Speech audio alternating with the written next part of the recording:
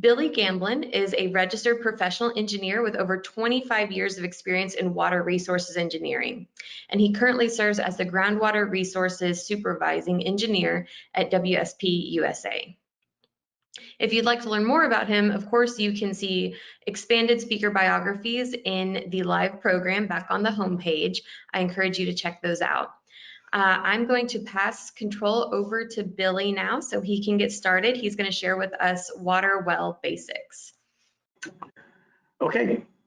Yeah, thanks everyone. And it's good to be back into the mode of sharing information about groundwater. It's been a weird, ever since March and with the COVID situation. I'm used to seeing all y'all's faces at different conventions and so forth. So hopefully we can get back to that pretty quick. I have been asked to, give everybody a quick breakdown of some well drilling basics.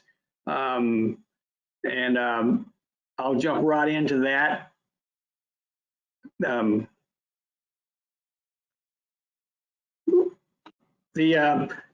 The ideas that I'm going to share today with the water well drilling basics, basically I'm going to give you some background on myself, and we're going to run through some definitions and different types of water wells and some regulatory framework stuff, and then a project example.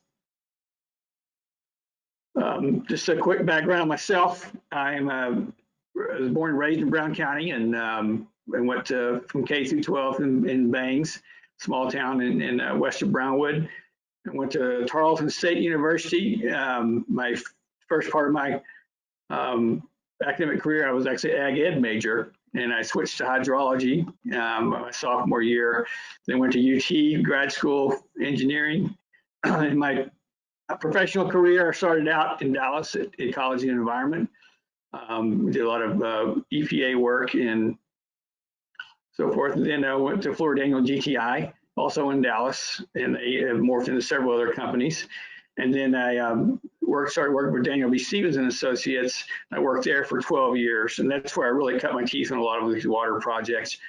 Some of the bigger ones I did with Daniel B. Stevens was I was the engineer for the City of Amarillo's Potter County well field, and some CRMWD work and some interesting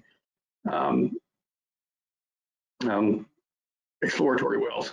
And then I've been at Raw Intertech for 5 years and did some pretty good water well work there. And then now I'm with WSP USA, which most of y'all know is formerly is the LBJ Guyton guys and gals that are over here now.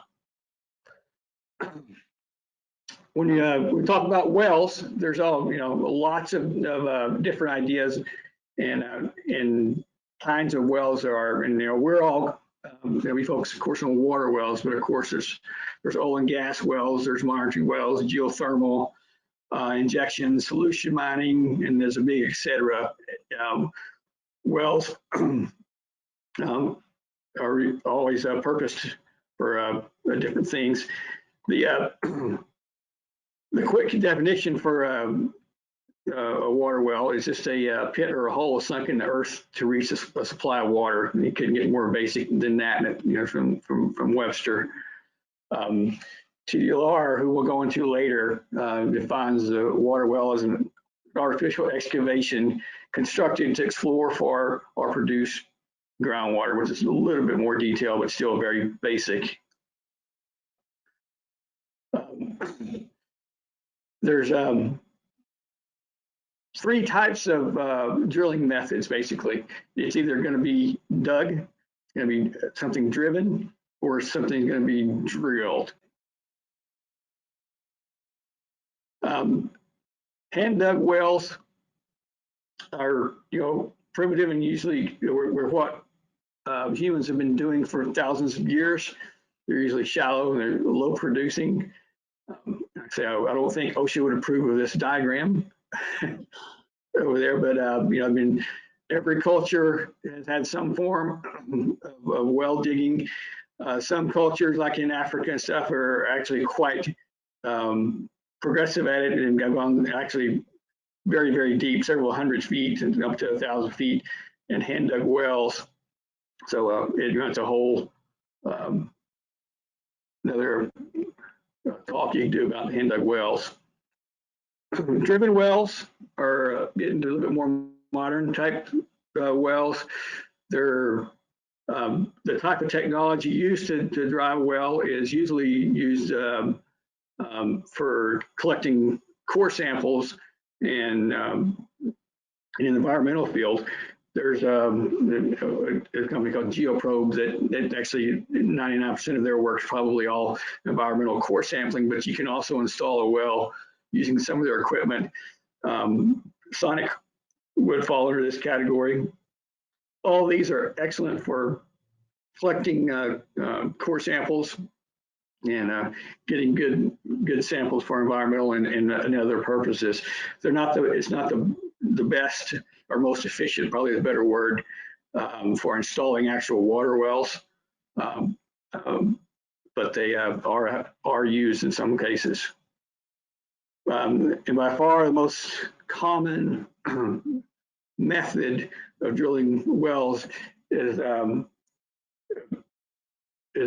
drilled, of course, and it's efficient, it's deep, versatile, and highly productive. Some of the well drilling methods are auger drilling. It's you can use a hollow stem, even just an auger, which can be excavated down to a shallow aquifer and well installed.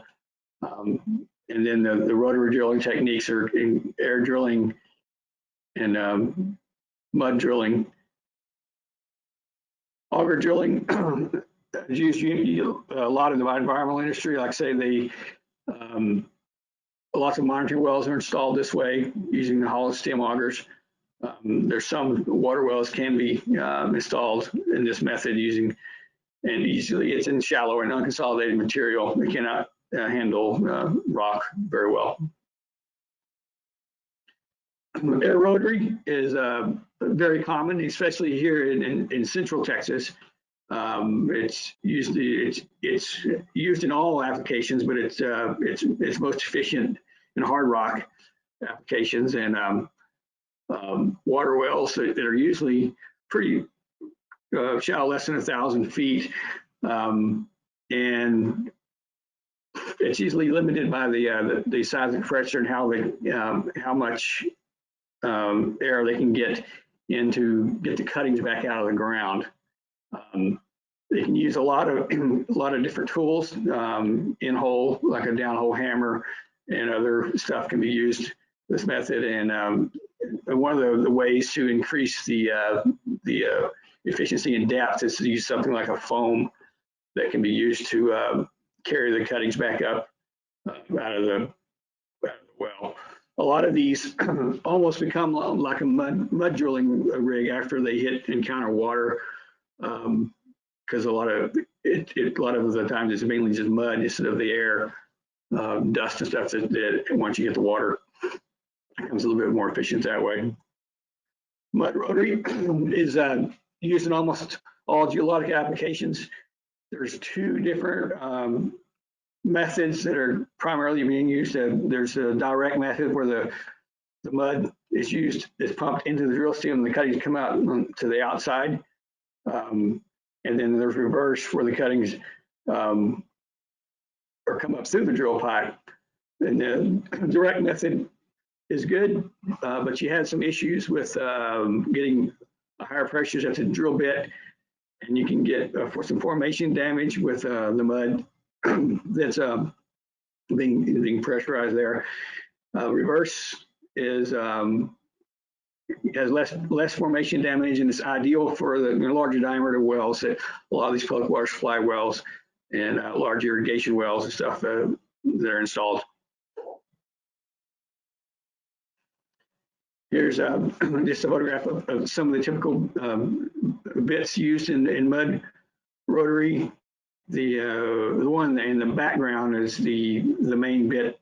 It's a tricone bit, And then the one in the forefront is a reamer bit that would ream that hole out a little bit larger as it's going.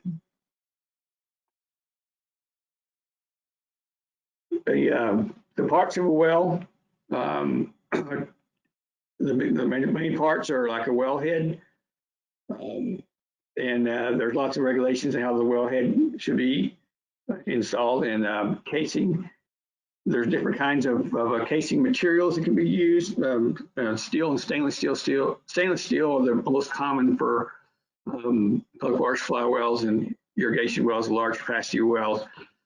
Plastic, rather, for the PVC for smaller wells and monitoring wells. And there's lots of other materials like fiberglass that can be used.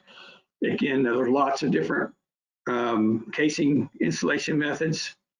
And then depending on where you are in Texas, it can be either a telescoped or a straight tube. The Gulf Coast usually installs several casings, usually to at least two, and telescopes them down. The screens are usually below the casing, where the screens go where the aquifer is at.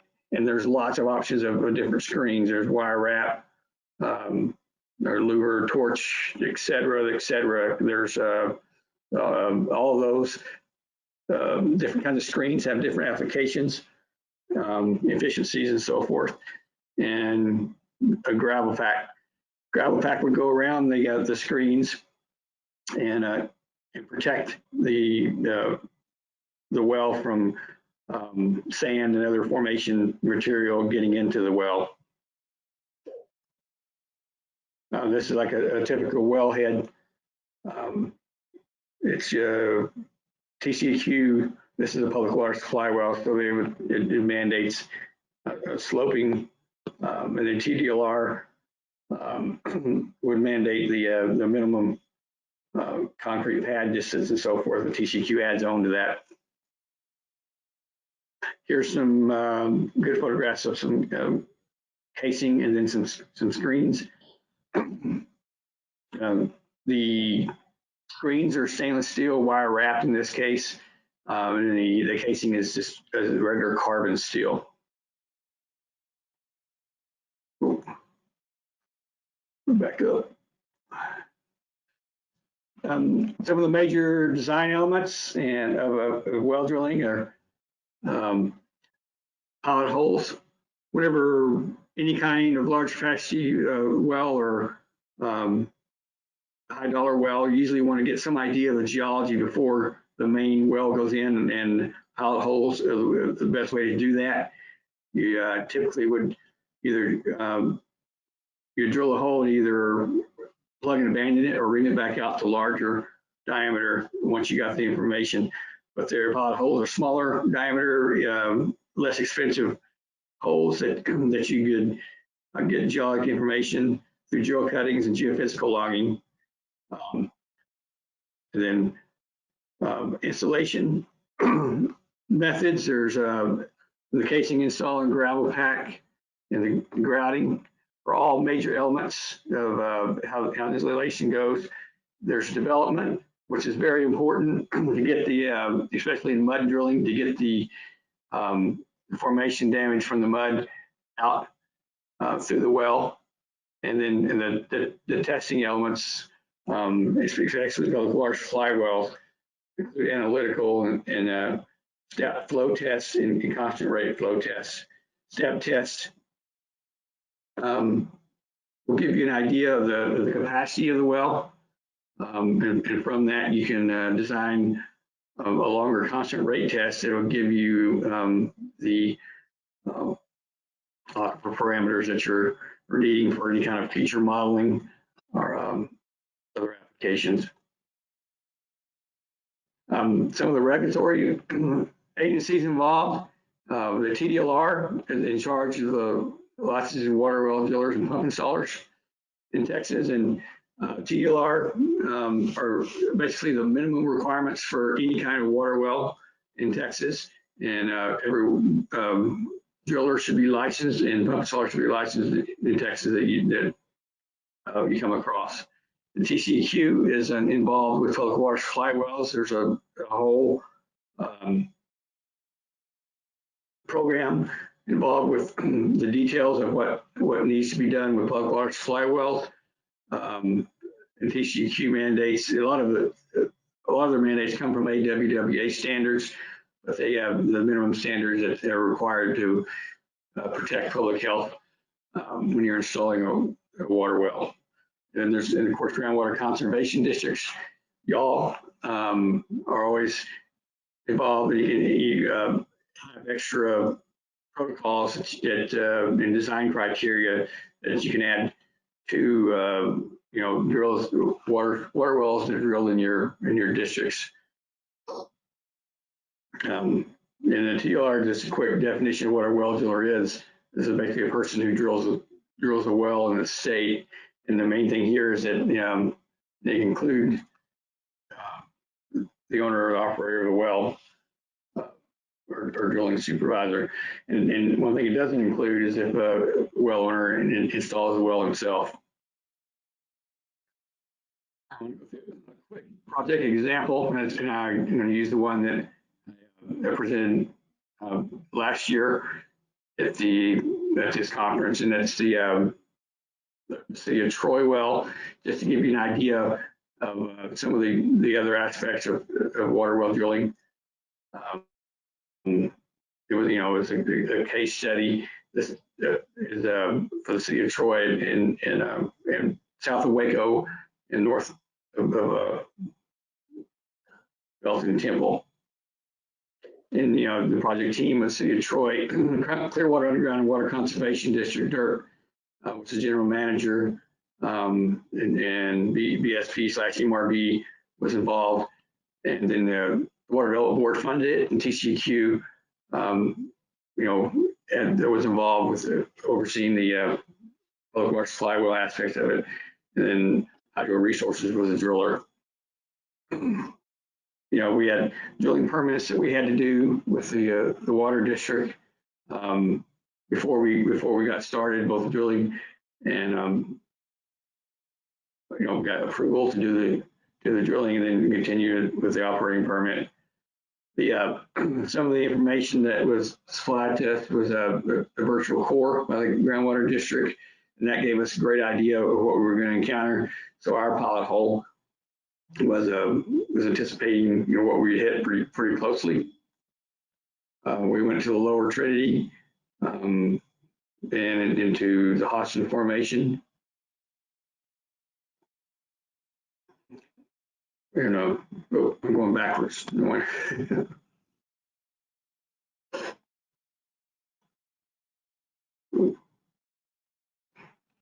of the TC approval to construct, we had to do a lot of design criteria and stuff to conform to what the TCEQ wanted. There was contract documents. There was full, like an inch size binder full of plans and specs. And the basic design was a single tube design. It wasn't telescoped. And in this area, it was kind of a new thing to do that. Here's a diagram of the installed well. And one of the features of this is that we had and it was mandated by the district, was an outside gauge line outside of the main casing, so we could monitor the water levels in it without having to pull any of the pump stuff. Here's the lower section showing some of the screens. In the this also had a dielectric coupling, which is transformed between the carbon steel and the stainless steel casing and made an electric brick there, so that the one wouldn't accelerate rusting in the other side. And it was gravel packed in a bentonite seal and then grouted all the way to the surface. This one was a pretty deep one. It was total depth was 1,815. So that was a design. The casing and screening, all materials had to conform to AWWA standards through TCQ requirements. Engineer, designed as we go. As soon as we got information, we designed the well filter pack. Casing screens were all heavily specified and designed, along with well development. We had several different well development actions, including swabbing and zoning of zoned airlift pumping and bailing. The main thing here was to really work as much energy as we could to get the water I'd say into the formation and get the mud on the screens. Then at the end, we did a pumping well development, then test pumping, water quality testing, and completed the wellhead. And here's some of the photos of the rig the Hydro Resources had. We had some complications with our drilling, most notably, there was every time grouting operations came along, it was a huge operation with several trucks. It was basically an oil field application.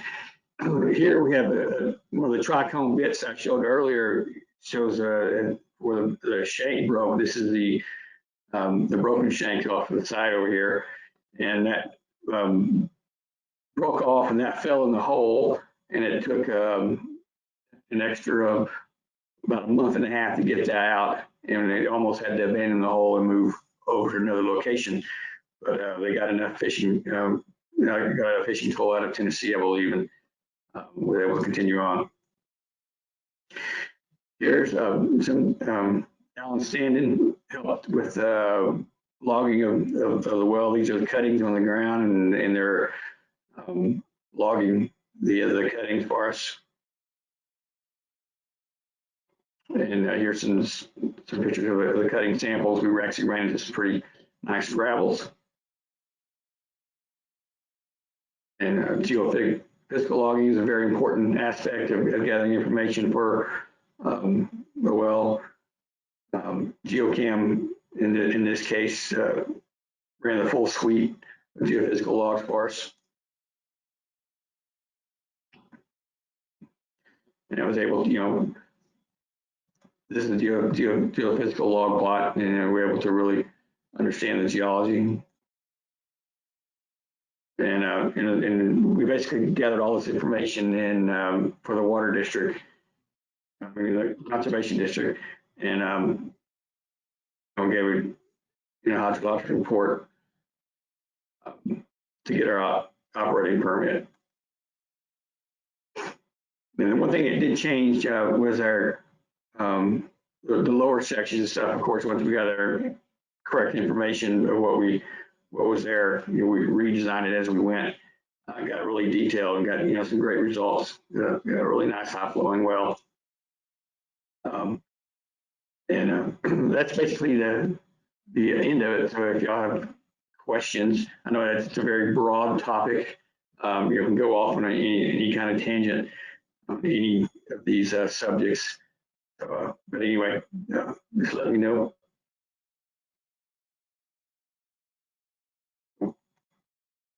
Thank you, Billy. Let's see about our questions. So we had a couple come in. First, could you go into a little bit more detail on the well completion? Like what tests are being done once the well is completed?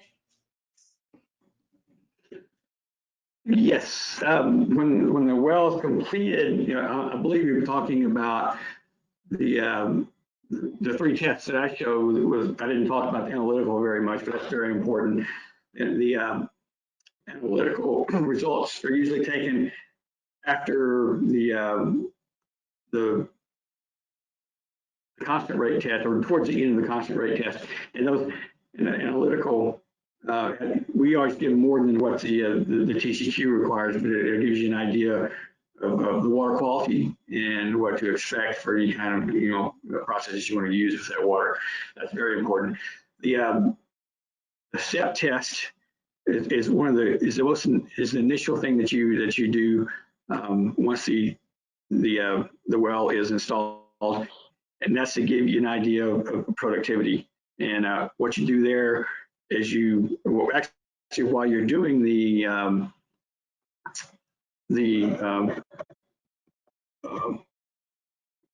pumping for development, you're kind of watching your flow rates, and you can have a good idea of how things are working. But then you'll have a program where you'll pump at 4 or 5 different steps for 2 to 3 hours at a time. And each one of those steps, you're recording flow rates and depths of your water. And from the information, you can come back later and graph how much of a drawdown you want.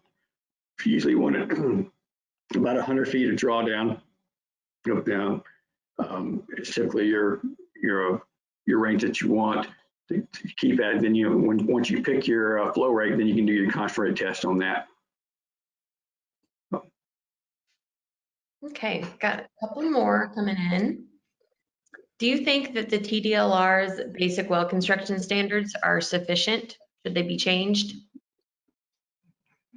It's a very political hot button question, but We like yeah, the TDLRs is good, but enforcement has always been the question there, because there's so many wells being installed and so little or so few TDLR inspectors. And so that's probably the bigger issue than more than just their standards. But yes, I mean, depending on the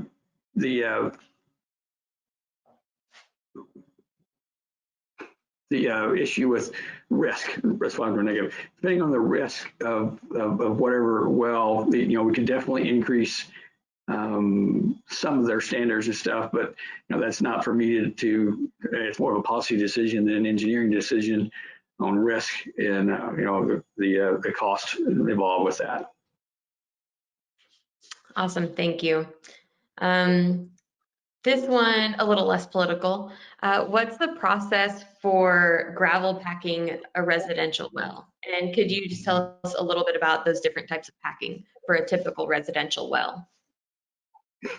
Sure. For a residential well, it depends especially on the diameter and how much annual space you have and depth and stuff like that. But a residential well that you're not expecting much flow rate from, typically lots of places, especially around Central Texas, they wouldn't they even put in gravel packets where they usually would sometimes would leave it either open hole around the screen and put in some kind of shoe at the top and grout in above that. And that's not recommended, but that's one of the cheaper ways to do that. And depending on the formation material, just the screen in itself may be okay.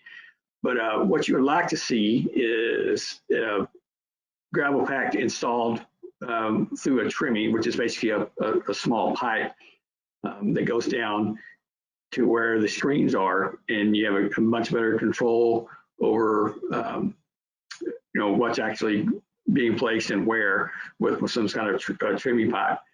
And install, it has to be designed to hold back the formation and then not go into the screens. That's basically the gravel pack's job.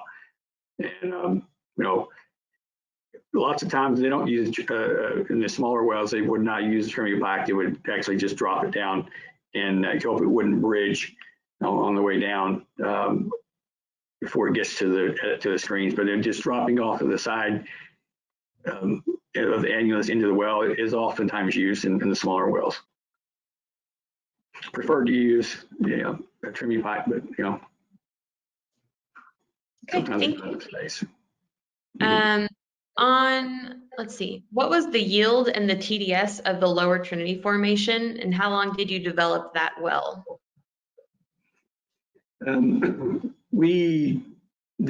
Lower Trinity well, we did the final design. We designed it for 500 gallons per minute. We tested it at I believe 650 gallons a minute, and it did pretty well. There was I think 125 feet of drawdown at the end of our pumping test, and so we got a really good well, for that area. I think the gravel there was really coarse.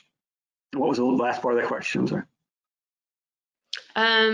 Just, let's see, how long did you develop the well? Oh, we did a very detailed development program. At first, we bailed the well with I think it was a 20-foot bailer, and it basically would drop and then all the way to the bottom of the well and pull it back up. And I believe we spent 12 hours with that. And then we moved into airlift pumping, and then there was a whole program where you had airlift certain sections of the screen back and forth, and I believe that was at least 24 hours. And then the pumping development was also probably 12 to 16 hours. And all that's dependent on the screen length. I don't know where my voice is going. My voice is getting worse and worse. But anyway, yeah, it was, there was 3 different steps to the development program, and overall probably took 3 days of the development. And that's one of the things that any well that I'm associated with, I always really try to get a robust development program. I think that's the most important thing you can do engineering-wise in the actual well construction. Okay. And when you had that bit break off, did you price that in the cost of construction? No, I mean that in the cost of construction, we did an engineer's estimate, but it was bid out, and it was in the we didn't subcontract the driller directly. So, if it was up to the drillers, if they might have included that in their cost. I doubt it. I'm pretty sure that they were hurting financially during that whole time, but that was all part of their bid. Okay. Here's another, we're asking you to make a value judgment. It looks like, wouldn't it be a good idea to make all wells pressure cemented to ensure that no commingling of salt water into fresh water or injurious waters? I'm smiling. Yeah, I mean, that's another risk policy question, risk and cost. And I know there's a whole lot of Water Development Board concern and public concern about the commingling issues and stuff. And, I don't have a direct answer right now on that, but yes, that would be a concern, and that is one way to manage that. So that's a politically correct answer. Awesome, thank you.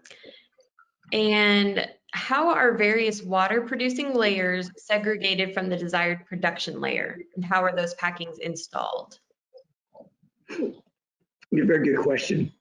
And that's one of the things that a good engineer, really loves to do, because once we have detailed information from our pilot hole, especially the geophysical, we take the geophysical logs and then the drill cuttings, you can send them side by side, and they can really design, within a couple of feet to some places about different formations.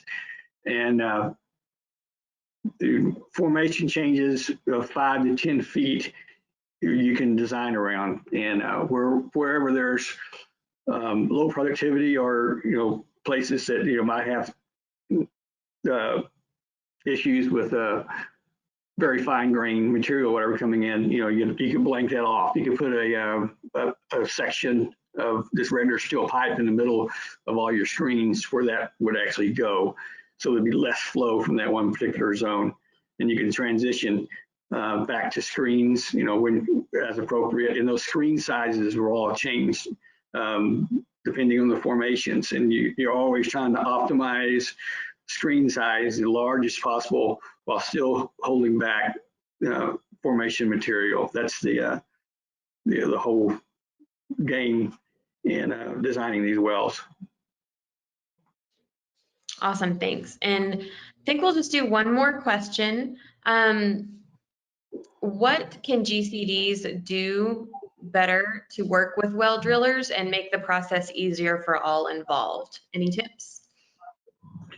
Yeah, I think the biggest thing there is communication and outreach. I've seen this because I'm actually on the board of directors for a drilling organization, well, it's Texas Groundwater Association, which is predominantly drillers. There's lots of other players involved. And we've seen a lot better interaction there, but we've had the same conversations because, for the longest time, GCDs, and maybe still in some areas, have had a negative perspective, I guess, from drillers, and it's mainly just because the communication and this the word regulatory. A lot of drillers turns into a negative, and I think that if GCDs can communicate more with their drillers, I mean, even have a workshop, maybe just explaining and listening to them, because probably listening to their concerns and getting out and communicating would do wonders for the overall, arena there. So. Okay, great. Well, thank you so much, Billy. We appreciate you being here. Okay, well, thank you. Sorry about the video. I was working fine on other programs, and yeah, I don't know what happened. Probably some kind of setting. We got the information we needed, so we appreciate you working with us. Thank you.